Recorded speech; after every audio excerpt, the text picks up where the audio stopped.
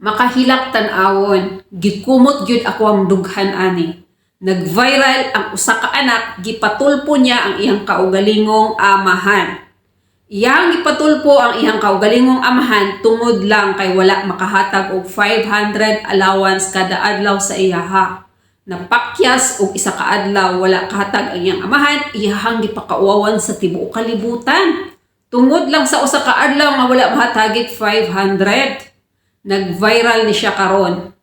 Kining bataan, nag-eskwela na siya senior high school, 18 years old. 500 kulang ba sa usa ka adlaw? Ang amahan usa ka Grab driver. Gikumot jud ako ang dughan ani.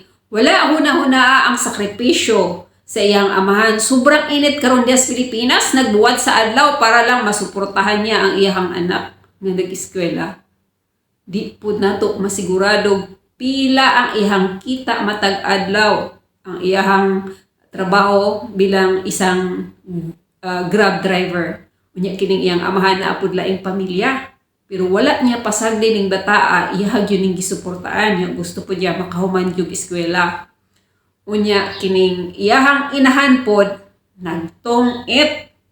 Unya ang iyang amahan nagkayod para masuportaan siya. Mao gyud ni resulta sa anak nga walay disiplina.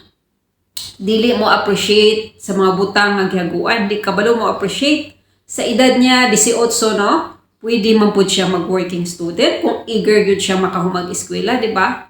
Ako nga nag-working student ko, kaloy sa Diyos na nakalampos.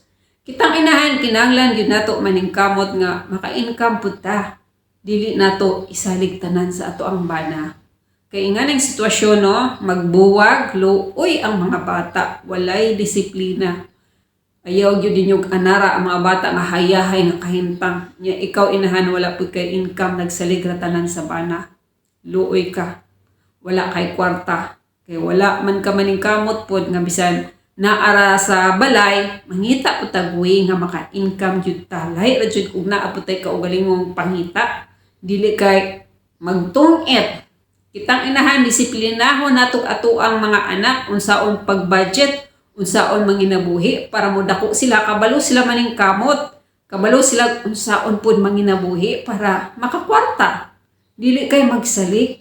Kaluoy in taon pud sa amahan. Kaning bataa wala pa gyud siya mag-matured, no? Kaning iyahang inahan wala niya gi-guide sa maayong dalan ang iyahang anak. Swerte pa gani ning bataa kay bisag na ilaing pamilya ang iyang amahan, gisuportaan siya. Nayubang amahan diha, walay pakialam sa ilang mga anak. Busa kitag yung mga inahan, no, bisan narata sa balay, mangita jud tag way nga naa pud tay income, nga naa pud tay atong kaugalingong pangita, di nato tanan isalig sa ato ang bana kawata kay baw sa sitwasyon pareha aning hitabua. Luoy ang mga bata labi na dili nimo wa nimo gidisiplina, di kabalo mo appreciate og butang. Di ba?